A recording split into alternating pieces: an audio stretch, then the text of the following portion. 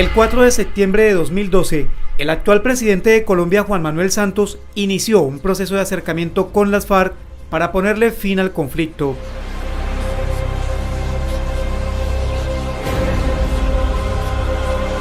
Bueno, entonces, ¿cuál es la causa de este conflicto armado? Yo diría que este conflicto armado obedece a una decisión política. En la década de los 60, en muy buena medida intentando repetir la experiencia de la Revolución Cubana, hubo quienes tomaron la decisión de tomarse el poder a tiros. Y en eso están desde esos días. Y bueno, y ahí pueden contar también la pobreza, no voy a decir que no, repito, la Guerra Fría y otros factores, pero insisto en que es una decisión política. El 18 de octubre del mismo año se dio comienzo a los diálogos en La Habana, capital de Cuba. El propósito, buscar la paz con la guerrilla de las FARC. Bueno, es una iniciativa que pienso todos los colombianos debemos apoyar, sobre todo porque tenemos claro que el país en unas condiciones de paz progresaría mucho más. En segundo lugar, porque nosotros, esta generación y tal vez las 3 generaciones anteriores, hemos tenido que vivir y soportar todos estos hechos de barbarie, de indolencia, de sangre, de muertes, que definitivamente no queremos seguir viviendo. Hoy se está adelantando un diálogo de paz en La Habana, donde esperamos coherencia de un grupo guerrillero, donde estamos viendo unos gestos de paz, unos gestos de entendimiento muy importantes del gobierno nacional, y pienso que esto debemos todos los colombianos apoyar. Sé que la paz ha sido un anhelo permanente de los colombianos. No hemos tenido mucho éxito, pero es necesario persistir en ese propósito. Las FARC es el grupo subversivo más antiguo del mundo y el que lleva sosteniendo continuamente un conflicto armado durante más de medio siglo. Manuel Marulanda Vélez, alias Tiro Fijo, creó el grupo guerrillero en 1964.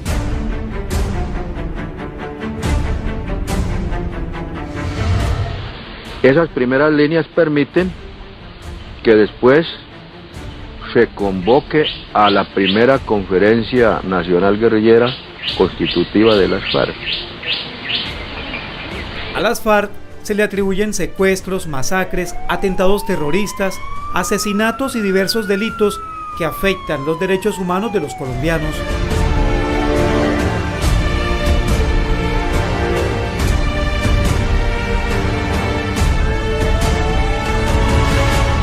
Bueno, pues lamentablemente la FARC desde sus principios hasta hoy, su acción ha sido unas veces más que otras, pero devastadora. Entre otras cosas, porque se presenta como un instrumento reivindicativo, pero de los intereses populares, pero resulta que en todo su accionar el más sacrificado ha sido precisamente el pueblo. Consuelo Cordón Herrera es víctima de las FARC. Sus 2 hermanos, Reinaldo y Guillermo Cordón Herrera, y su cuñado, José Arbeláy Lozada, fueron secuestrados hace 11 años y 6 meses. Con ellos también se llevaron a los 3 conductores que los acompañaban en una carretera cuando iban en varias tractomulas hacia La Macarena en el departamento del Meta. Por ser precisamente hermana de los Cordón Herrera, secuestrados hace ya 11 años y 6 meses, creo que hay muchas cosas que faltan y se deben de exigir para bien de esas personas que tanto necesitan y que todavía, y nosotros los familiares necesitamos saber de ellos. Consuelo Cordón Herrera no cree en el proceso de paz. En ciertas cosas no creo, precisamente porque el primer paso debió haber sido de parte del gobierno, de parte de las directivas, de los que han tenido esa oportunidad de estar allá en La Habana, haber pedido primero la información o la manera de cómo saber de los secuestrados que quedan todavía en la selva, de las personas que necesitan tanto de ese apoyo y de esa ayuda. Los diálogos de paz llevan cerca de 24 meses. La política de desarrollo agrario, la participación de las FARC en política, el fin del conflicto armado, la solución al problema de las drogas ilícitas, la reparación a las víctimas y el mecanismo de refrendación de los acuerdos son los puntos que se discuten en los diálogos de La Habana. Proceso de paz y los diálogos que se están adelantando en La Habana, Cuba, es la mejor posibilidad en los últimos 70 años que tenemos los colombianos para llegar a un acuerdo que nos dé el cese del conflicto. Bueno, la verdad que es bien importante y es de anotar que es un gran avance el que se ha dado en lograr que el gobierno y la guerrilla de las FARC se sienten en una mesa a dialogar. Hemos visto cómo procesos anteriores o se han hecho miles de intentos, pero no se ha logrado nada y consideramos que hasta el momento se han debatido varios temas, varios puntos, continúan las dos partes sentadas en la mesa y pues es un gran logro y obviamente lo que queremos los colombianos es la paz y esperamos que así se nos dé.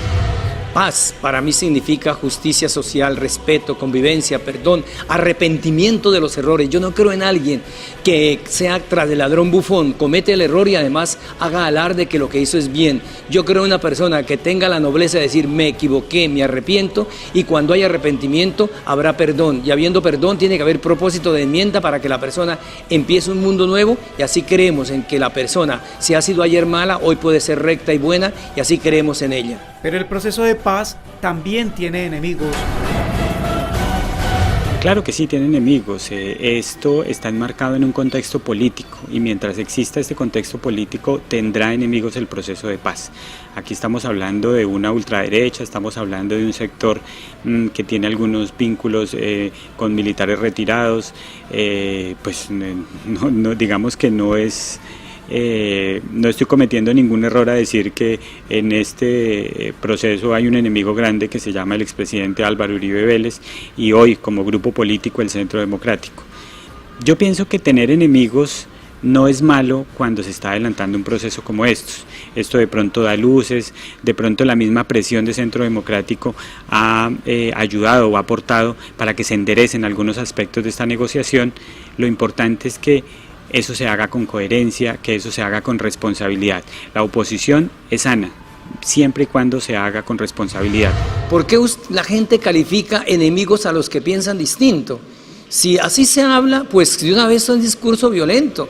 A mí no me gustan los calificativos, que un partido quiera abrogarse que el derecho a la paz, o un grupo político o social o incluso religioso, no. Yo pienso que la paz debe ser un tema para discutirlo, analizarlo y también que se permite el disenso, porque si no entonces no hay democracia, si se impone un solo criterio no hay democracia. El proceso de paz tiene enemigos y se han hecho manifiestos. Aquí las tendencias del Centro Democrático han buscado con mucha fuerza que se rompan los diálogos de paz. Yo creo que los escándalos que se han dado a través de los hackers y todo lo que se dio en el proceso electoral antes de llegar a la presidencia de la República por segunda vuelta Santos dejó al descubierto una cantidad de situaciones muy delicadas donde se oponían al proceso de paz. Lo que pasa es que cuando hay procesos como este, que es bien difícil, cuando hay tantos odios como los que pueda tener el expresidente Álvaro Uribe por el hecho de que las FARC le mataron a su papá, pues surgen voces que se hacen escuchar a nivel del país y entonces uno diría que son enemigos, pero ¿hasta qué punto realmente se puede tener como enemigo a alguien que vivió en carne propia y sufrió el asesinato de su papá, para mencionar solo el caso de Álvaro Uribe, sin mencionar otros casos en el país en donde han muerto inocentes a manos de la guerrilla?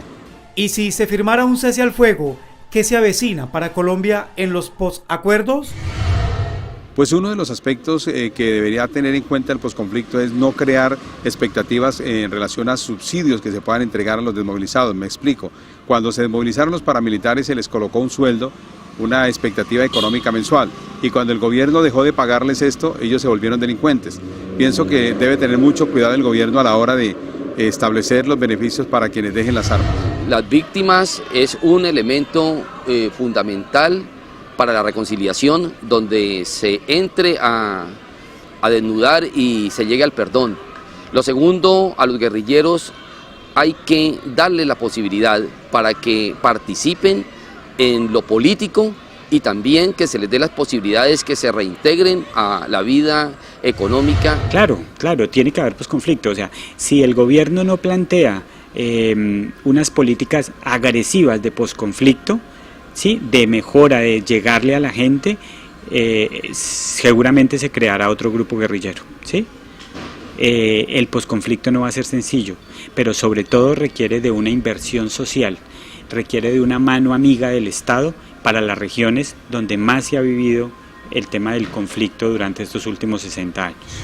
Realmente el conflicto no se acaba, sí hay que hacer una firma y esperamos que se logre, mientras haya injusticia social, mientras haya corrupción en el estamento, sector público o privado, mientras los colombianos no seamos honrados. Hasta hoy lo único cierto es que la mayoría de los colombianos tienen fe en los diálogos de paz. Tal vez el tema más recurrente de mi generación, la palabra que mi generación más ha escuchado es la palabra paz, repito, y es la que menos hemos tenido.